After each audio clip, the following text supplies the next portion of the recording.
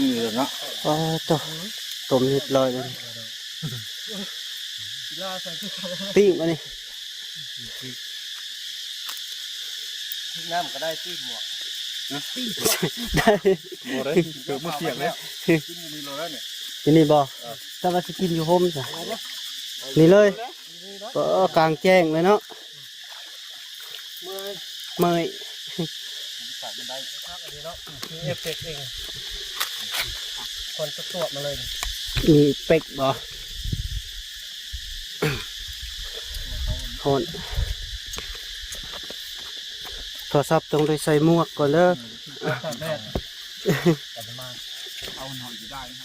เขาเรียกไปผักไผ่ขาเวียกแก้วนะเอาเลยดีแล้ว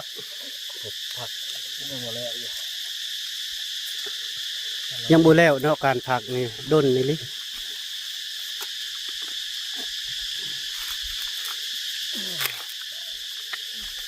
บรรยายเมื่อไหร่บ้างขึ้นฟองผมอำลำก็มาถือไปเลยว่าชื่อว่าถือตัดนะขาโดนตัวเดียวออกมาเป็นชู้เหล่าเจ้าเห็นมาบนจะมาทาด้นลำบาก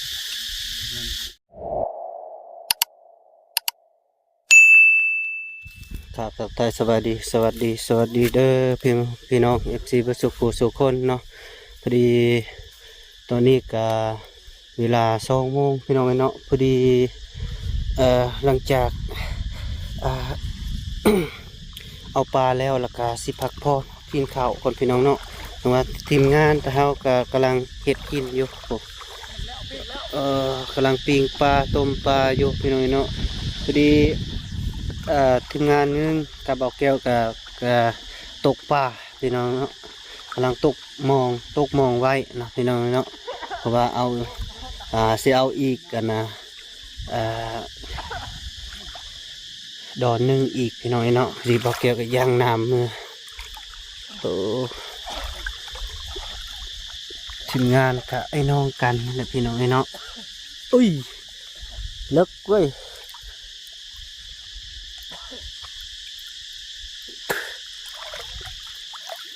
โอ้เลิกโอ้อย่างน้ำมาเลยพี่น้องเนาะพอดีเลิกเพียงคอปลาเกือบเห็นโทรศัพท์จุ่มเลย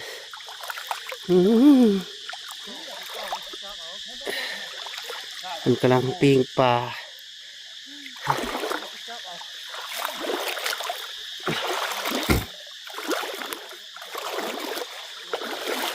ปลาก็ได้ลายเติบอีกพี่น้อยเนาะซื้อกินข้าวแล้วลงเอาไม้อีกแล้วก็สิได้กลับแล้วพี่น้อยเนาะเพราะว่ามื้อนี้บ่เกี่ยวกับสิได้มือเฮือน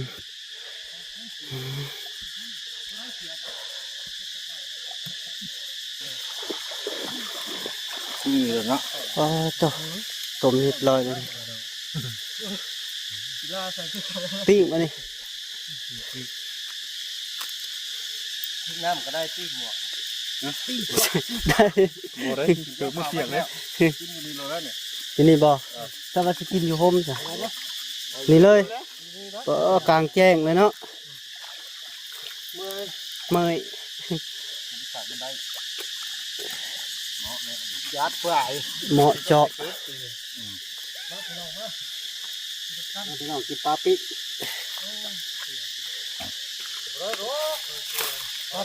ปลาปิ๊งไปนี่ครับบ่ฮู้เกิดข่อยได้ซะคือบ่เห็นหายแล้วบ่เอ้าพอดีเหมาะเลยปอกินกลางแจ้งเลยบ่โดยมาไปนี่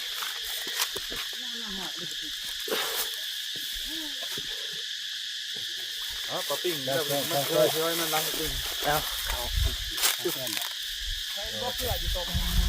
ขัดนี้บาดนี้ไม่ใช่เหมาะเจาะเลย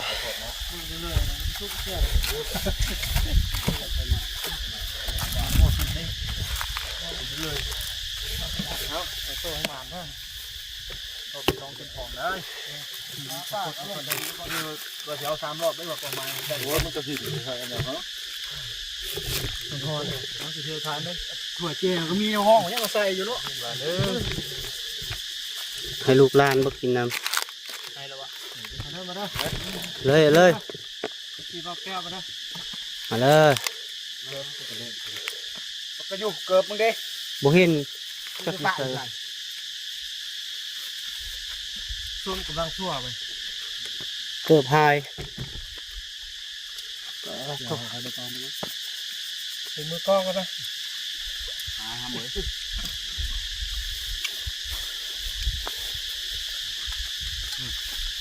ให้ประคอบได้แล้วหนาวไม่ได้หนาวไว้บุ้มต่อยตีเราบุ้มประคอบนะหนาวเอาหัวยิ่งไปใหม่ละเข้าด้วยเต่าจับมูดกันเข้าผ่าเข้าตู้เลยเข้าไปงั้น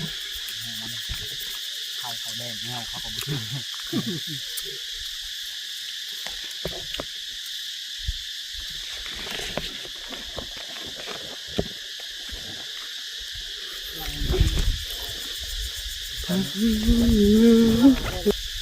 เขาเลี้ยวตู้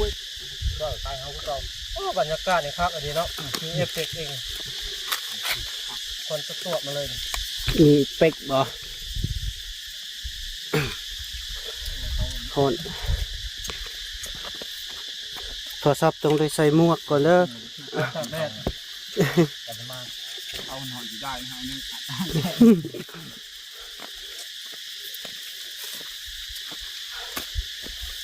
โอ้ย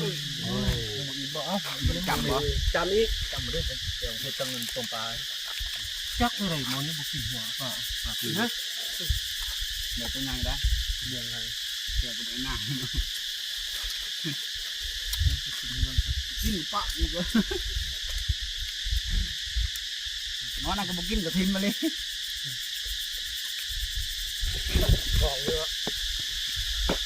หัวหน้าบ่กดหัวเป็นไงกระด้ามมันเป็นไงกระด้ามมันทิ้งหมดหมอแก้วมากินหัวหมอไอ้หน้าทิ้ง ติดกันนอนเนาะ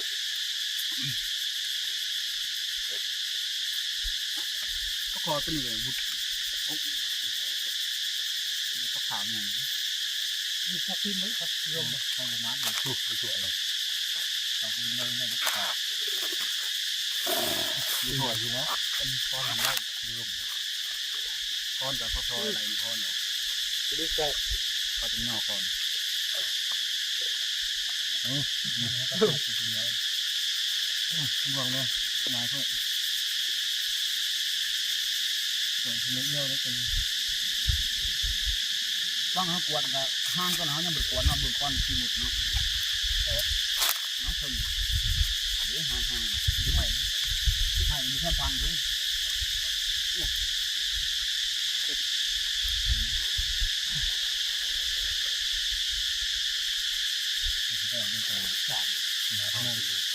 เขามาจะถ่ายอะไรกัน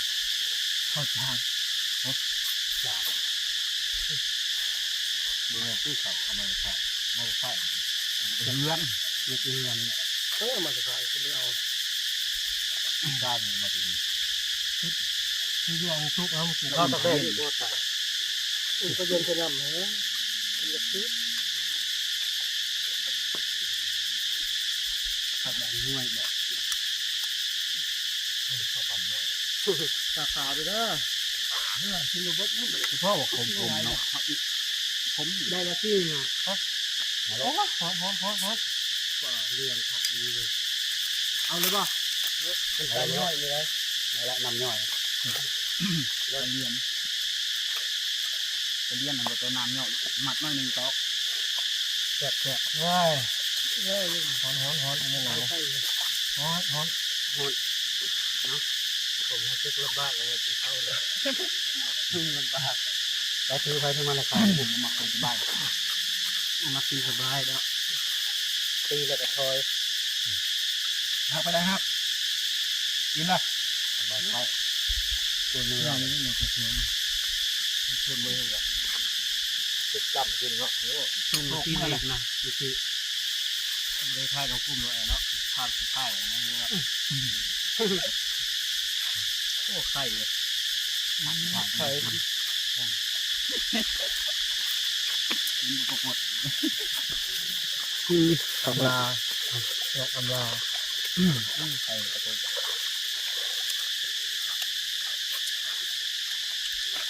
มันจะถ่ายแล้วถาดอีกไปเลยไอ้ขึ้นมาเราเก็บกินจะร่นแล้วมันชวนแล้วบ่โอ้ชวนมาก็มาเห็นเนี่ยเขาเรียกไปทำ ไผ่คาเวียง แก้วนะ เอาเลยพอดีแล้ว หมดแล้ว ยังบ่แล้วเนาะการผักนี่ด้นนี่ลิ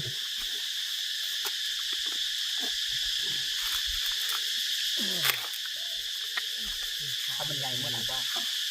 ขึ้นฟองประเดี๋ยวเนี่ยที่ทำสองนิ้วเดียวกัน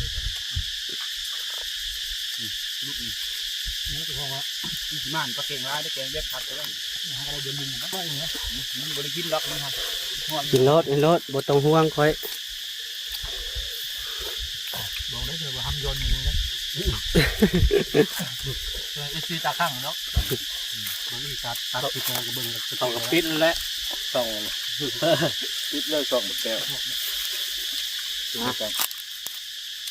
ผมอ่อนนิดนึงก็คนในผมอ่อนใหญ่ที่พื้นผมผมเลือกแต่พระ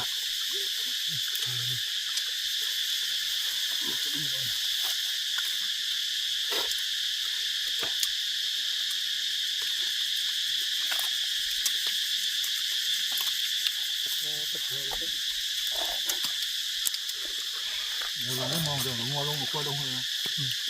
เรียกควายลงเลย แล้วดูไหมปวด พอดีแหละมุนเนื้อ ลงตรงนี้จับปลาท่านดูว่างถ้าว่างดูเรือหางมันหันนี่ตุ้มน้ำไหลถึงว่ามันมากนี่แล้วมันบ่มากคืออันนี้กล้องวางอะไรเหรอท่าใช่ท่าทองหลวงมันวางนี่ใช่ก็ปลาใช่ ลังยังตัวเอาลงอ่ะนะอยู่เคยนี่คือตานี่มันตา เงาเงาน้ำห้อนไหมต้นน้ำก็จะห้อนเลยแล้วลงตลอดลงแห้งก็มืดตุ้มมองตลอด ไอ้รัดแล้วอยู่ประจำเนาะ น้ำต้องแล้วไปขึ้นมาลองมาหลับ หน้าเนาะ ได้ง่ายง่ายดีครับ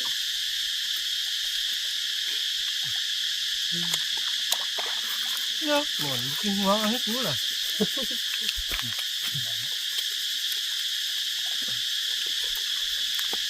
ปลาได้ตัวนี้กรอบเลยนะกินมันไม่ต้องน้อยเล่นคนยำเงินปะยำเบ็ดอยู่ว่างค่อยจ้ะ กินข้าวได้กินข้าวได้นี่คือลาบนะเอา บางนั่นบางฮะเงาแล้วคนยำเบ็ดไปยึดอยู่ข้างนอกเอาเลือกแล้วปีนเลือกกูเก่าบอกเบอร์ซ้ำเลือกกูเก่าเป็นบางเงาบางหินสันนิษฐานเนาะ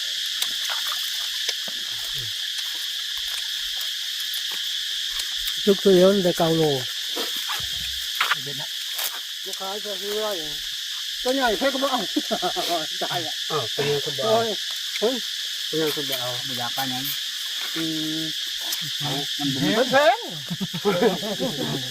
แล้วนะตัวไหนราคาถือเขาเอาแล้วเนาะมันบุ๋มมีกลางเขาบอกกินเนี่ย ขายสับปลาน้อยเลยนะ ไอ้ตัวเฮ็ดขายเนาะ ตัวทำเกิบ ขายเนาะก็ขายเป็นตอนเนาะโฆษณา ปลายังทำเกิบ เลยเขาโยปลายเนี่ยก็เอาตัวไหนก็มันหลายราคาหลาย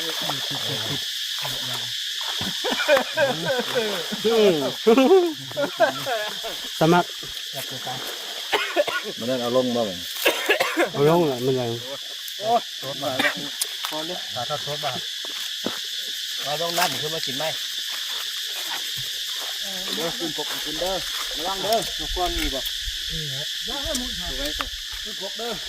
น กกระจีบมาแล้วฮะ โอ้ยบ่ฮะใส่ไว้อยู่เอาใส่ได้เฮาพิษได้เอาย่างบ่แม่ปากกระบอกนะบ่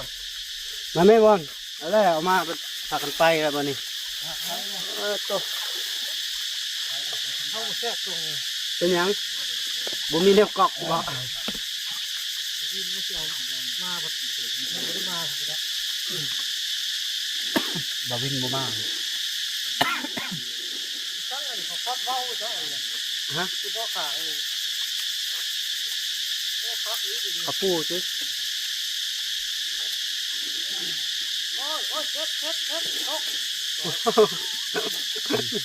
ดีกว่าโทรศัพท์ไปดอก ดูมาเซ่เซ่จนทุดไม้เถอะบ่ให้จุดพันมันมาพร้อมก่อนบ่ให้จุดพันมันมาพร้อมบ่ ลุงเป็นสุดมาเลยได้ โต โอ้โห มาบริถือโทรศัพท์ไป ผมกำลัง ก็มาถือไปเลยไว้เชื่อถือไป ราคาโดนตัวจะได้ออกมาเห็นทูมที่ว่าพระเจ้าเห็นมาวอน จะมาท่าดุนลำบาก นั่นนาที อ้าวดุน จักนั่นล่ะ ไอเพชรกับบักแอ ต้นอยากกิน แอแปลงพัดลมอยู่ มันก็บ่เดียวเปลี่ยนรถเลยห้างลูกสาวไปกิโลคันนี้เขามานับ จำเป็นเนาะ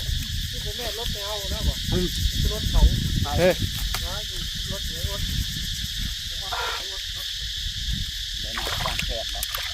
อ้น ไปทำแก้ไม่ได้ รถแล้วกูซื้อไม่จากใครนำ ตอนนั้นอดทำจราจรนั่นอด โอ้ยมั่งเลย อด เอาพอพี่น้อยเนาะพอดีกินข้าวกับอิ่มแล้ว กินข้าวตากแดดแบบแบบลำบากพี่น้อยเนาะเอาเขาอยู่ดีมีแห้งสวบแล้วเก่งเจ็บอีกจนเนี่ยใครจะสนเด้อ